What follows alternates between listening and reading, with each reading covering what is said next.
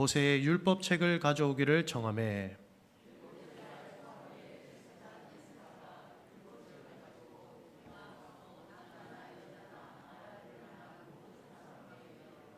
수문 앞 광장에서 새벽부터 정오까지 남자나 여자나 알아들을 만한 모든 사람 앞에서 읽음에 뭇 백성이 그 율법책에 귀를 기울였는데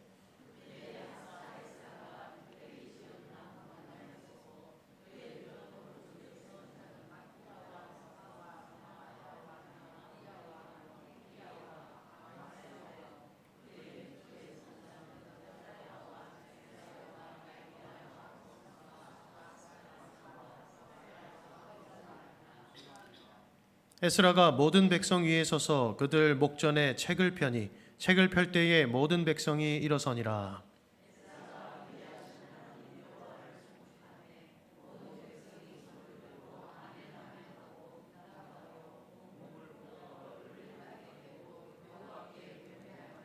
예수아와 바니와 세레베와 야민과 악굽과 사부대와 호디야와 마아세야와 그리다와 아사랴와 요사밧과 하난과 블라야와 레위 사람들은 백성이 제자리에 서 있는 동안 그들에게 율법을 깨닫게 하였는데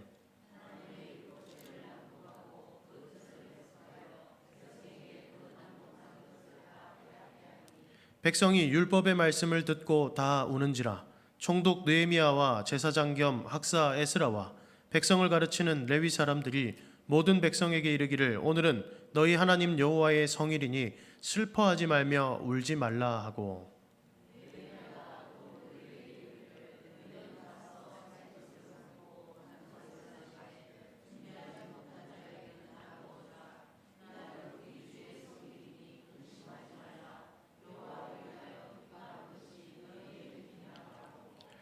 레위 사람들도 모든 백성을 정숙하게 하여 이르기를 오늘은 성일이니 마땅히 조용하고 근심하지 말라 하니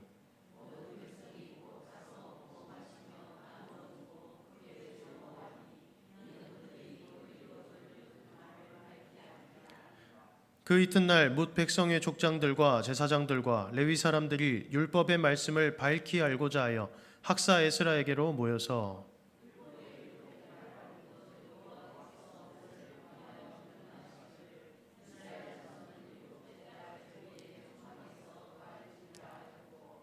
또 일러스되 모든 성읍과 예루살렘에 공포하여 이르기를 너희는 산에 가서 감람나무 가지와 들감람나무 가지와 화석류나무 가지와 종려나무 가지와 기타 무성한 나무 가지를 가져다가 기록한 바를 따라 초막을 지으라 하라 한지라.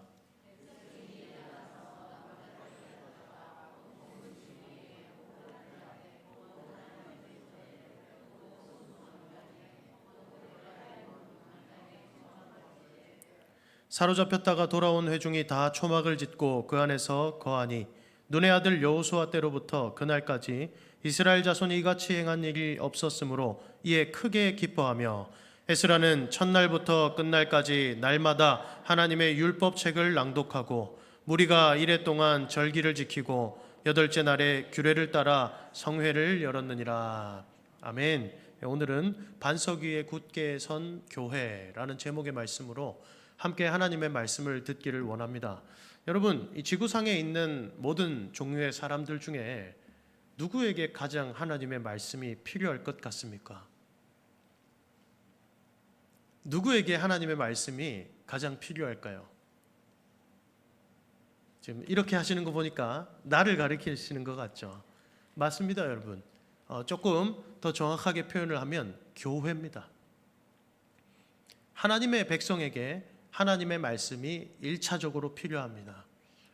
여러분, 우리는 이것이 불신자에게 더 필요하다고 생각할 수 있습니다. 엄밀히 이야기하면요, 하나님의 백성들에게 주의 복음과 하나님의 말씀이 날마다 더 필요해요. 그리고 믿지 않는 자들에게 필요한 것입니다. 정확하게 이해하셔야 됩니다. 이 복음과 이 말씀이 당연해져서 우리 말고 다른 사람들에게 먼저 필요한 것이 아니라 우리가 살기 위한 양식이기 때문에 우리는 이것을 먹고 우리의 영이 산다는 것을 알고 있기 때문에 우리가 먼저 필요한 거예요. 주의 말씀은 언제나 교회에게 가장 1차적인 양식이 됩니다. 교회는 말씀이 없이 온전히 설 수 없습니다. 교회는 말씀이 없이 교회의 내용이 생길 수가 없습니다. 교회는 말씀 위에 서 있는 공동체입니다. 하나님의 말씀을 저버린 교회는 필히 타락하게 되어 있어요. 그래서 이 19세기 당시에 활동했던 마틴 로이드 존스라는 목사님이 계세요. 이 목사님께서 설교에 대해서 상당히 강조하시면서 영국 교회가 타락할 때의 증상을 기록해놔요. 강단에서 말씀이 전해지지 않고 마술쇼나 사람들이 좋아할 만한 것들이 일어나는 것. 그게 교회의 타락의 징조로 봅니다. 그런데 그것은 유럽에서 미국을 지나 우리나라에 와서까지 동일하게 적용되고 있어요. 우리는 아주 미련해 보일 만큼 하나님의 말씀을 붙들어야 됩니다. 그리고 하나님의 말씀만이 우리를 온전하게 할 수 있다라는 그 능력이 있다라는 그 미련한 믿음을 우리는 딱 붙들고 있어야 하는 것입니다. 교회는 주의 말씀 위에 온전히 설 수 있어요. 이것을 누가 잘 알았냐면 바로 사도 바울입니다. 사도 바울은 신약 성경의 대부분의 내용들을 썼지요. 아주 많은 분량의 내용들을 썼습니다. 그것도 다 서신으로 썼습니다. 그 서신의 수신자, 서신을 받는 사람은 누구였을까요? 다 교회입니다, 여러분. 바울은 불신자들에게 그걸 쓰지 않아요. 바울은 교회에게, 믿는다고 하는 교회에게 그 편지를 씁니다. 근데 그 편지가 다 하나님의 말씀이죠. 교회가 말씀이 필요하다는 것을 바울은 너무나도 잘 알고 있는 거예요. 그리고 우리는 로마서를 보면 확실하게 알 수 있습니다. 로마 교회에 바울이 찾아가지를 못하니까 로마서에 편지를 쓰면서 서두에 이렇게 밝히고 있어요. 내가 하나님이 나에게 주신 이 신령한 은사를 너희에게 전해주기를 원한다. 내가 가지를 못하니 내가 편지를 대신 써서 보낸다라는 것입니다. 이 신령한 은사를 주어 너희를 견고하게 하려 함이니 라고 얘기해요. 그런데 이 견고하게 할 바울이 전달해주는 신령한 은사는 병 고치는 것도 다른 것도 아닙니다, 여러분. 어떤 신령한 것들이 아니었어요. 그의 로마서를 쭉 보면 주 예수 그리스도의 복음과 하나님의 말씀을 깊이 아는 것, 이것이 그가 가지고 있는 가장 중요한 교회를 견고하게 세우는, 교회를 반석 위에 세우는 신령한 은사였습니다. 오늘 우리에게 이 세상 그 어떤 누구보다 이 자리에 있는 저와 여러분들에게 하나님의 말씀이 필요하다는 것을 믿으시기 바랍니다. 교회가 반석 위에 굳건하게 세워질 때 그 증거가 있는데요. 첫 번째는 계속 말씀드렸듯이 하나님의 말씀 위에 설 때요. 그러니 여러분, 우리는 말씀을 듣고자 힘써야 돼요. 그런데 이것이 단순히 예배에 와서 설교를 듣는 것뿐만 아니라 이것에도 힘써 주셔야 하나, 여러분 각 개인도 힘써 주셔야 합니다. 하나님의 말씀을 듣기 위해 우리는 보지요. 그리고 더 나아가 소그룹 모임에서도, 이 대그룹 모임이 아니라 이제 각 전도회나 구역 모임을 할 때도, 가정으로 모일 때도 여러분 힘써서 말씀 안에 그 소그룹들이 설 수 있도록 말씀을 보셔야 돼요. 함께 말씀 안에 거하셔야 돼요. 그리고 말씀으로부터 받은 내용을 가지고 성도의 교제를 이어나가셔야 돼요. 그때 이 교제가 은혜가 되는 것입니다. 그때 이 교제가 교회를 살리는 것입니다. 그래서 교회가 반석 위에 굳건하게 설 때 두 번째 증거가 있는데요. 바로 말씀 안에서 성도의 교제가 일어날 때예요. 말씀 안에서. 그래서 사도행전에 보니까 성도들이 모여요. 모이기에 힘쓰죠. 그들이 모이면 뭐 하겠습니까? 그들이 모여서 음식을 나누면서까지 뭘 하겠습니까, 여러분?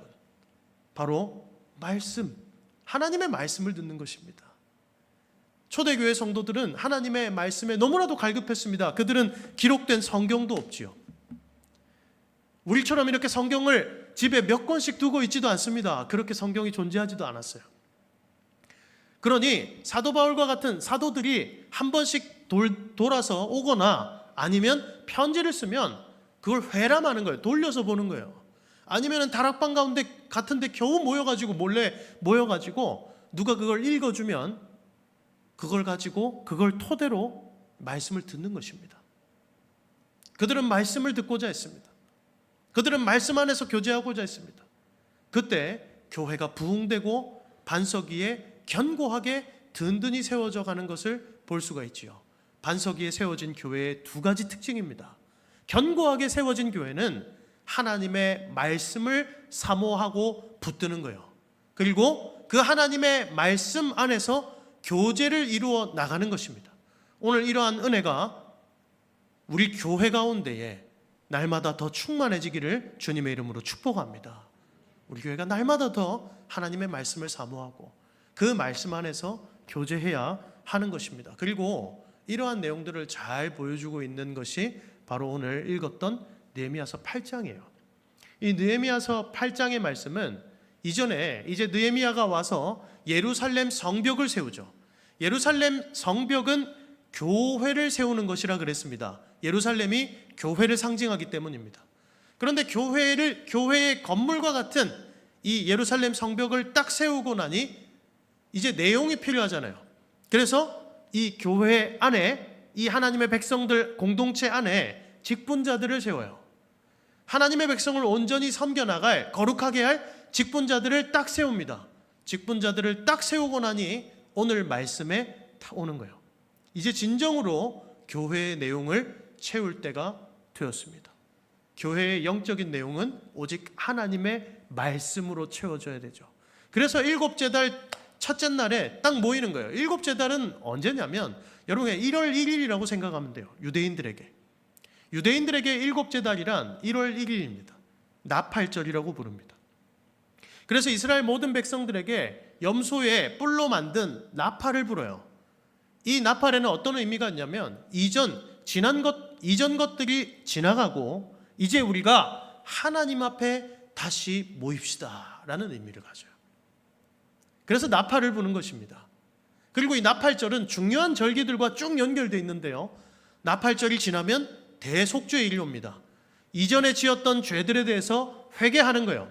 먼저 나팔절에 하나님 앞에 기쁨으로 모여서 하나님, 올 한 해도 하나님이 우리의 왕이 되어주셔서 우리를 다스려 주시옵소서. 하나님이 우리의 왕이 되셔서 우리를 다스려 주시옵소서.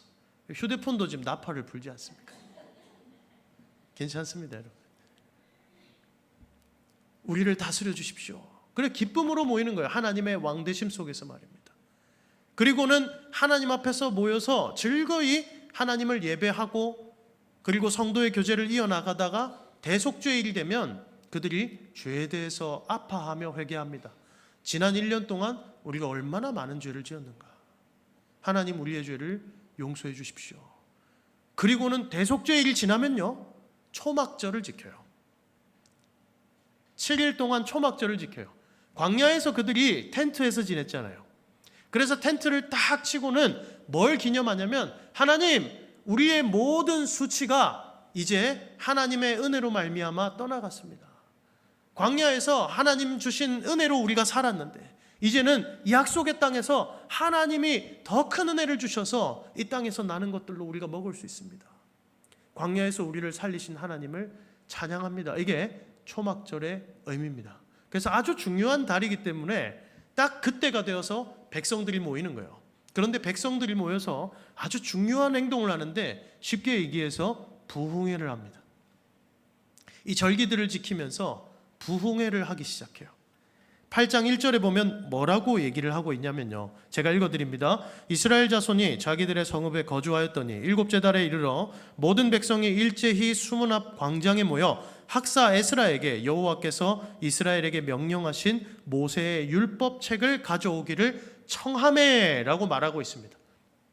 여러분, 이게 여기서 중요한 부분이 있는데요, 지도자들이 먼저 이들에게 우리가 모여서 말씀을 들읍시다 라고 얘기하지 않았습니다. 그것이 아니라 하나님의 백성들이 나팔절이 돼서 딱 모이자마자 그들의 마음 가운데 어떤 마음이 생겼냐면 이제 성전도 완공되고 예루살렘도 다시 지은 은혜가 있는데 우리가 하나님의 말씀을 듣기를 원합니다라는 거예요. 하나님의 말씀을 듣고자 그들이 먼저 청한다라는 것입니다. 여러분, 우리가 말씀 앞에 설 때에, 교회가 하나님의 말씀 앞에 견고히 설 때에 당연히 이 앞에 세워주신 목회자들이 하나님의 말씀을 온전히 전해야지요. 그러나 여러분 잘 기억하셔야 돼요. 여러분들의 듣는 자들의 마음 또한 중요하다는 거예요. 듣는 자들의 마음도 하나님의 말씀을 정말 사모하는 마음으로 나오셔야 되는 것입니다. 너는 말해라, 나는 가만히 앉아 있기만 할 테니. 그래서는 그 말씀이 온전히 들려지지가 않아요. 그런데 이 중요한 날에 이들은 하나님의 말씀에 대한 갈급함이 있었습니다. 그들이 먼저 나이가 완전히 들은 꼬부랑 할아버지 정도 된 이 에스라에게, 제사장 에스라에게 청합니다. 하나님의 말씀을 읽어주십시오. 우리에게 가르쳐 주십시오. 이때부터 엄청난 일이 일어나는데요. 수문 앞, 예루살렘 성벽 중에 수문이 있습니다. 수문 앞 광장에 모여가지고 정말 많은 사람들이 모이는 것입니다. 상상해 보십시오. 그리고 앞에는 나무 강단을 만들어서 에스라가 섭니다. 그리고 백성의 지도자들이 한 13명 정도 에스라 양옆으로 쫙 서는 거예요. 지도자들은 왜 섰겠습니까? 바로 우리 지도자들부터 하나님의 말씀을 온전히 듣겠습니다라는 것입니다. 우리 지도자들부터 하나님의 말씀의 다스리심 안에 온전히 있겠습니다라는 것입니다. 그러니 주 안에서 사랑하는 성도 여러분, 기억하시기 바랍니다. 하나님께서 나에게 어떠한 직분을 주셨습니까? 교회에서 섬겨야 되는 중직을 주셨습니까? 나부터 말씀을 들어야 되는 거예요. 그러한 우리들이 먼저 말씀 앞에 서야 되는 것입니다. 그리고는 수많은 백성들이 앞에 섭니다. 말씀을 듣고 깨달을 수 있는 사람들은 다 왔다 그래요. 뭔가 인지하고 생각할 수 있는 사람들은 다 온 것이죠. 그리고 에스라가 말씀을 강단에서 쫙 피니까 이 사람들이 전부 다 일어나요. 자리에서 일어납니다. 에스라가 이렇게 얘기합니다. 여호와를 찬송할지어다, 여호와를 송축할지어다 하고 높이니까 딱 4글자로 하면 뭡니까? 할렐루야죠. 할렐루야. 그러니까 그들이 어떻게 해요? 두 손을 들고 아멘 아멘 하는 거예요. 그럼 한번 따라해 봅시다. 우리 이스라엘 백성들처럼 따라하는 겁니다. 제가 할렐루야 하면 우리 두 손을 들고 아멘 아멘으로 화답하는 것입니다. 아시겠죠? 할렐루야 아멘 아멘. 이 백성들이, 수많은 백성들이 모여서 그렇게 예배를 하기 시작해요. 에스라는 쭉 모세의 율법을 읽어요. 이게 뭐냐면 모세 오경입니다. 창세기부터 신명기까지요. 모세 오경을 쭉 읽어주면 제사장들이, 백성들이 워낙 많잖아요. 사이사이에 다 들어갑니다. 다 들어가서 뭘 하기 시작하냐면 백성들에게 이 말씀들을 해석해주고 깨닫게 해주기 시작해요. 여러분, 여기서 우리가 중요한 사실을 알 수가 있죠. 하나님의 말씀은 이 성경 말씀밖에 없긴 합니다. 성경 말씀이 가장 온전한 하나님의 말씀입니다. 그러나 여러분 잘 기억하셔야 됩니다. 하나님이 세우신 설교자를 통해서 나타나는, 우리가 듣고 있는 이 설교 또한 제가 뭐라도 돼서가 아니라 하나님이 세우셨기 때문에 하나님의 말씀인 줄을 믿으시기 바랍니다. 주일 공예배 때 담임 목사님을 통해서 전해지는 그 말씀은 성경 그 자체는 아니나 우리가 하나님의 말씀으로 받아야 하는 거예요. 왜냐하면 지금 오늘 말씀에도 보니까 에스라가 말씀을 쭉 읽어주고 있어요. 그러나 무엇이 필요합니까? 말씀을 듣고 깨닫게 해주는 역할이 필요한 거예요. 그것들을 해주는 역할을 해주는 사람들이 바로 레위인들이었어요. 지금은 목회자들이죠. 레위인들이 중간중간에 서서 에스라가 말씀을 전하면 이 말씀의 뜻이 무엇인지 풀어주고 그들에게 깨닫게 하는 것입니다. 말씀 부흥회가 일어난 것이죠. 조금 더 정확한 의미로 하면 말씀 사경회라고 합니다. 말씀을 풀어주는 것. 그들이 말씀을 듣습니다. 그 많은 사람들이 말씀을 사모하며 나왔고 말씀을 듣습니다. 우리는 하나님의 말씀을 듣는 것을 통해 하나님의 통치를 받기를 원합니다. 예루살렘이 회복되었습니다. 그때 놀라운 일들이 일어나기 시작해요. 백성들이 울기 시작하는 거예요. 왜 울었을까요, 여러분? 백성들이 왜 그것들을 울었을까요? 그것들을 듣고 왜 그 우는 반응을 했을까요? 말씀을 들으니 지난 날들의 우리의 죄가 떠오르기 때문에 그렇습니다. 하나님의 말씀은 살아있고 활력이 있는 좌우의 날선 검과 같습니다. 우리의 골수와 심령을 찔러 쪼개기까지 하며 그 말씀 앞에 드러나지 않는 것이 없는 것입니다. 그 말씀이 우리 가운데 임하니까 내 안에 남들은 전혀 모르는 것들 있지 않습니까? 가장 은밀한 죄, 가장 은밀한 문제, 모든 것들을 하나님의 말씀이 드러내시는 거예요. 말씀이 역사하시니까 그렇습니다. 그들이 슬피 울기 시작합니다. 그러나 참 독특한 일이 있는데요. 제사장들이, 지도자들이 뜯어말리기 시작해요. 오늘은 울지 마라. 오늘은 나팔절이기 때문에, 하나님의 통치를 기뻐해야 되는 날이기 때문에 울지 마라 라고 얘기하는 거예요. 그리고 기뻐하라라고 얘기하는데요. 저와 함께 한 말씀을 읽도록 하겠습니다. 우리 10절입니다. 느헤미야 8장 10절인데요. 앞에 띄워주시기 바랍니다. 네, 10절 한 목소리로 읽도록 하겠습니다.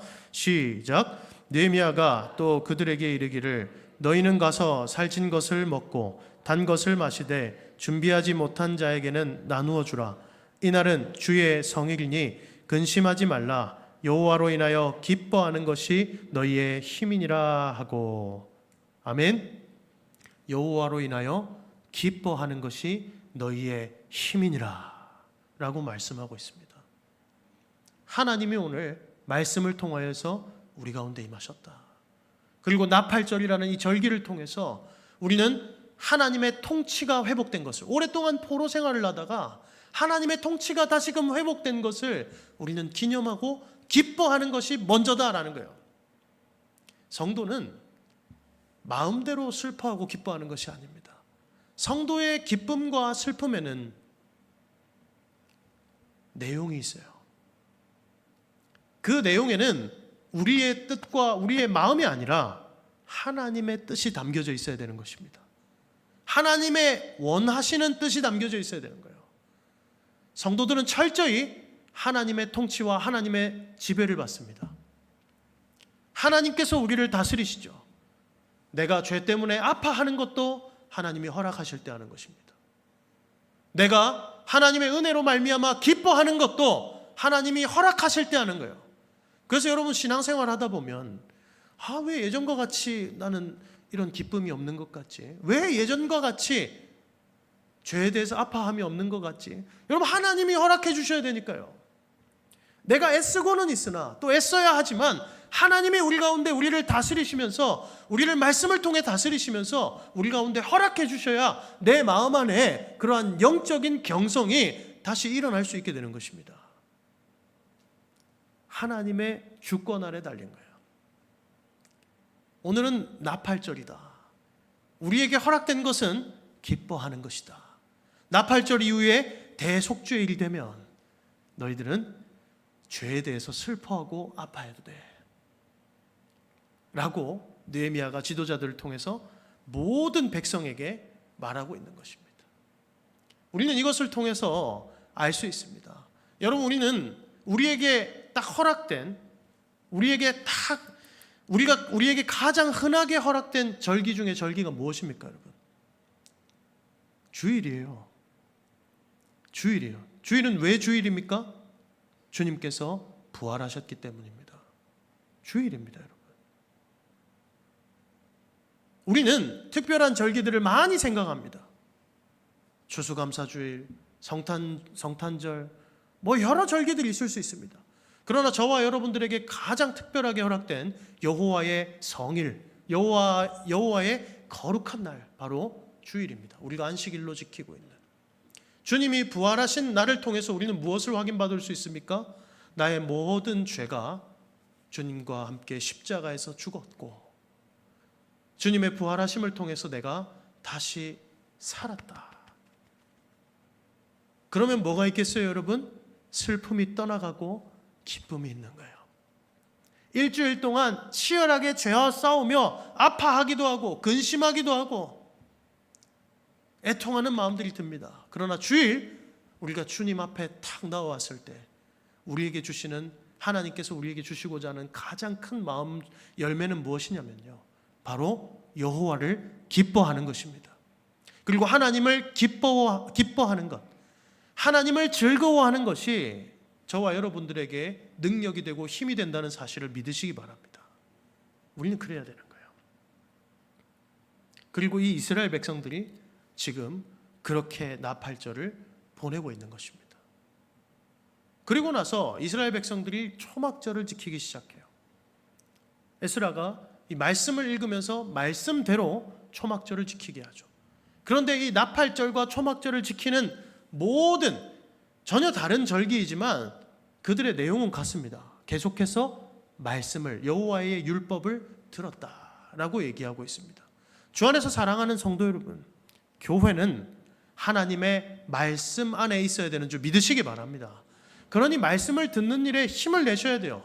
그러니 피곤한 와중에도, 이렇게 추워지는 날에도 여러분이 말씀을 듣기 위하여 이 자리에 나오신 것은 매우 복된 일인 거예요.